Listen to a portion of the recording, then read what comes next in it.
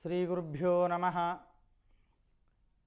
జ్ఞానానందమయం దేవం నిర్మలస్ఫటికాకృతిం ఆధారం సర్వవిద్యానాం హయగ్రీవముపాస్మహే. Eagle media ప్రేక్షకులకు నేటి శాస్త్రం సాంప్రదాయం కార్యక్రమం ద్వారా స్వాగతం, సుస్వాగతం. నేడు మనం తెలుసుకునే అంశం ఏమిటంటే షోడశోపచార పూజ అంటే ఏమిటి. అందరూ నేను పూజ చేస్తున్నాను అని అనుకుంటూ ఉంటారు. అసలు షోడశోపచార పూజ అంటే ఏమిటి? షోడశోపచారములు అంటే 16 ఉపచారములతో పూజించడం, దాన్నే షోడశోపచార పూజ అంటారు. 16 అంటే 16 వస్తువులతో పూజ చేయడమా, లేదా 16 విధాలుగా అర్చించడమా అనేది ఇప్పుడు తెలుసుకుందాం. ముందుగా భగవంతుణ్ణి ధ్యానం చేయాలి. మనము భగవంతుని విగ్రహం ముందుగా ఉందంటే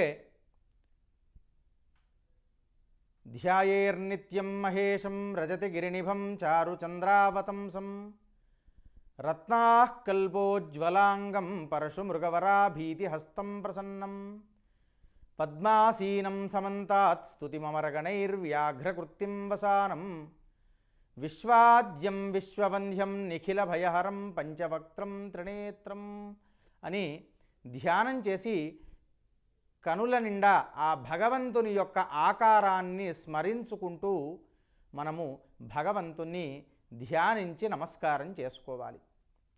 ఆ తర్వాత ఆవాహనం చేయాలి. తర్వాత ఆసనం, కూర్చోవడానికి ఆసనం వేయాలి భగవంతునికి. తర్వాత పాద్యం అంటే ఏమిటి? కాళ్ళు కడుక్కోవడానికి భగవంతునికి నీళ్లు ఇవ్వడం, అర్పించడం. అర్ఘ్యం, చేతులు కడుక్కోవడానికి నీళ్లు అర్పించడం.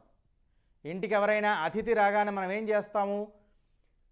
ముందుగా రాగానే కాళ్ళు కడుక్కోవడానికి నీళ్ళు ఇస్తాం, తర్వాత చేతులు కడుక్కోవడానికి నీళ్ళు ఇస్తూ ఉంటాం, ఆ తర్వాతే కూర్చోబెడతాం. అప్పుడు యోగక్షేమాలు అడుగుతాం మంచినీళ్ళు ఇచ్చేసి. అదేవిధంగా ఇక్కడ భగవంతుని యొక్క షోడశోపచార పూజలో కూడా అదే విధమైనటువంటి విధానం అనేది ఉంటుంది. అర్ఘ్యము, ఆ తర్వాత ఆచమనీయం.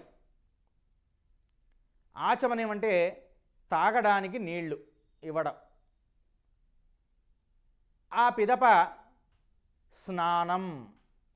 భగవంతునికి అనేక రకాలైనటువంటి పుష్పాదులతో కానీ, గంధముతో కానీ, భస్మముతో కానీ, ప్రతి ఒక్క వస్తువుతో, పళ్ళ రసాలు కానీ, పంచామృతాలతో కానీ, ఏదైనా మనకు తోచిన ద్రవ్యముతో స్నానము చేయించడం.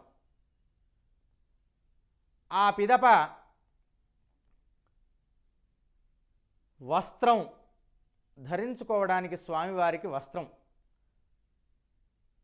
తర్వాత యజ్ఞోపవీతం, గంధం, తర్వాత పుష్పం, ధూపం,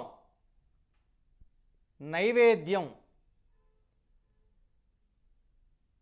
తర్వాత తాంబూలం, హారతి, మంత్రపుష్పం, ప్రదక్షిణ, నమస్కారాదులు.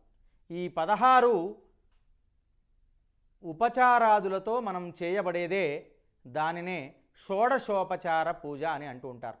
మరొక మారు చెప్తాను చూడండి. ధ్యానము, ఆవాహనము, ఆసనము, ఆ పిదప పాద్యము, అర్ఘ్యము, ఆచమనీయము, స్నానము, వస్త్రము, యజ్ఞోపవీతము, పుష్పము, ధూపము, దీపము, నైవేద్యము, తాంబూలము, హారతి, మంత్రపుష్పం. ఇవి 16 ఉపచారాదులు. తర్వాత ప్రదక్షిణాదులు, నమస్కారం అనేది ఇవి చేసుకొని అక్కడితో పూజాది కార్యక్రమాదులు అనేటువంటివి పూర్తవుతూ ఉంటాయి. మనం అనుకుంటాం, అయ్యా నేను ప్రతినిత్యము కూడా 2 గంటల పాటు పూజ చేశాను. ఎన్ని గంటల పాటు పూజ చేసినా విధానం అనేటువంటిది ఇదే ఉంటుంది.